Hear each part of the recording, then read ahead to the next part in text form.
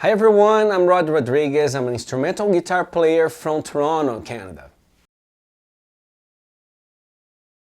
So I have been a full-time musician since I was 18 years old, and actually everything around me I can see that drives me to create music. And also, I don't only create music, but I also teach my students in how to create music. So, and that's something that I also really like sharing with them, experiences and how they can get inspired to create music. Like myself, for example, sometimes I go for walks and then some melodies or some ideas for riffs, they just click and come to my mind. And I always have my phone with me because then I kind of recording, humming or something like that. Sometimes a drum fill can inspire me to write a riff. I can think okay, so what can I write over that drum fill? For example, if there's a Mike Portnoy or Newport drum fill, I listen to that and I think, okay, so what can I write in my style to that drum fill? Or, for example, if there's film score, for example, a soundtrack, and there's a kind of chord progression, what can I write with that chord progression? How can I write a riff with those chords? That kind of thing, you know? I'm always trying to challenge myself to be creative, and also I always think how I can create something with that in my style. My new album, Tales of a Changing Life Part 2, is actually a second part of a conceptual story about my moving to Canada. Actually, I was born and raised in Brazil, and I moved to Canada almost 10 years ago. All that I have been living in this almost 10 years inspired me to create this story, actually this true story, instrumental story that I try to translate to melodies of my moving, of the good things and also all the bad things that happened to me in all these years. I try to translate to music, to melodies, to riffs, and chord progressions and whatever, right? And in this album, actually I have some guests, some very special guests, and also some really good friends. John Macaluso on the drums for the first song, actually the opening track called Inukshuk. For those who don't know, John Macaluso, he used to play with TNT, Yngwie Malmsteen, Symphony X, Arc, and so many other bands. And also I had some friends, some guitar players that they record some solos for the album, such as Angel Vivaldi for the same song, Inukshuk. Also had Roy Ziv for the song East Coast Memories. And also Hugo Mariucci for the band Shaman from Brazil. He's an old friend. We have been friends for almost 20 years. And he's a legend in Brazil because his band Shaman was really huge there. And he recorded the intro of the title track. He played a bowed guitar, the guitar with the violin bow, Jimmy Page style, that kind of thing. But more like what Sigur Rós, Icelandic prog rock band, the way they do on their music. Anyway, so it's more like prog rock. I would define it like a kind of a mix of Steve Vai with Rush, with a little bit of Dream Theater, sometimes a little bit of Leprous, sometimes a little bit of Marillion, Genesis, Van Halen. Actually, anything that I listen to inspires me to create music, and that's kind of, I could define my style. It's a blend of everything that I listen to. I always say that I can't express myself with words or with lyrics, because I can express myself better with melodies. And that's one of the reasons that I write instrumental music. So, but actually for this album I have one song with lyrics called Saudade.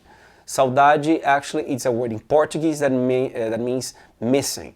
But it's more in a deeper way, more in a very emotional way. For example, when you miss great moments that you had with your parents or if you are grandparents, that kind of thing. Or when you really miss somebody who's gone, that kind of thing, but in a very deeper way. It's even hard to explain how deep this word is. But anyway, so, and I had a friend who wrote the lyrics. His name is Wesley Poison. He's a great writer. Actually, he had 2 books published, and he wrote this poem.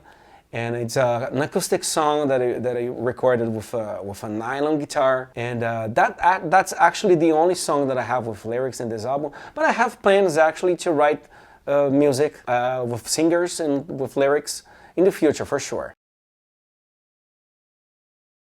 So actually, the artwork, it's a kind of continuation of the previous album, Tales of a Changing Life Part 1. That guy with the open arms, that's supposed to be me when I got everything that I wanted, and also when after all the difficulties that I had, like during my moving, after all of that, when everything settled down, you know, and I had like that best moment. That's how it is, the front of the artwork, and but the back actually there's a kind of mirror or like a kind of a picture like from the previous album actually. That's supposed to be like myself as a kid.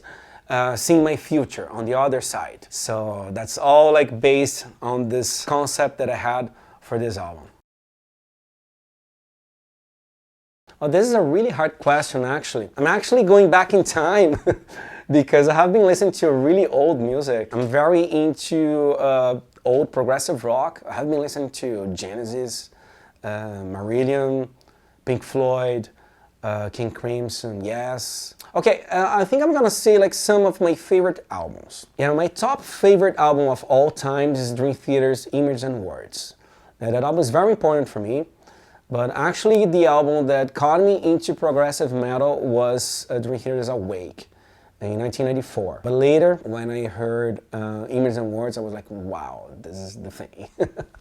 Those 2 albums are very important to me. Also, I would say Yngwie Malmsteen's Rising Force was very important to me too, back in the day when I was a teenager and I was like learning how to play guitar, and when I listened to Yngwie Malmsteen the first time I was like, wow, what is this? How is it possible to play guitar like that? And also another album that was very important to me was Greg Howie's Introspection. When opening my mind to different styles, more like fusion, that kind of jazz, rock, that's also a very important album for me. But like these days, some albums that I have been listening to a lot. Van Halen's 5150 and also the 1984. And also Genesis, The Duke. And also Peter Gabriel's solo album called Soul. Yeah, they're all pretty old. So I have been promoting my new album that just came out, The Tales of a Changing Life Part 2. I have 3 singles released. The first one was Inukshuk. The second one was On the Road, and the third one was Mom's Lullaby. All the videos are on my YouTube channel, and also the whole album is already available on all the streaming, on Spotify, YouTube Music, Apple Music, and all of them, Deezer, and whatever. And you guys also can find the physical copies on my Bandcamp. And also have been working on my online course that I teach technique. It's called Extreme Guitar Workout. Actually, I have a Portuguese version of this course, but now I have been working on the English version. And also have my ebook pack with 2 ebooks, the Guitar Shred and the Blues Rock Shred. You guys can find it on my Guitar Academy, which is www.rrguitaracademy.com. And for future music, actually, I want to release more singles, and I don't want to release an album the way that I did. Because I think it's these days with how the internet works and how the social media and all of that, it's very important to always have something new to show to your fans and also to your followers. So I'm planning to release some singles, and I'm planning to release a new one around June or July of next year. And that's it. Let's see how it goes the next year. Why metal rules? So this is a great question. Actually, how can I answer that? So I started listening to metal when I was like, what? A teenager. I was like 11, 12 years old, I would say. With Metallica, Megadeth, Testament. And later I got more into, like, as I said, like into like progressive metal. So it's hard to say. It's more like about energy, about like, many people say like the metal has no feeling, but actually I think there's a lot of feelings. Even when you are happy or when you are angry. When you are angry, you want to listen to this kind of music, or like those bands. When you're happy, you want to listen to these bands or whatever, you know. And also it calms you down. It's hard to say. There's attitude, you know, there's passion, and there's everything in it. It's not like other like styles, for example, they're very fake, you know, like most of the pop music these days is so fake, you know. And I think metal in general, it's very, you know, powerful. Okay, I think because of all of that, metal rules.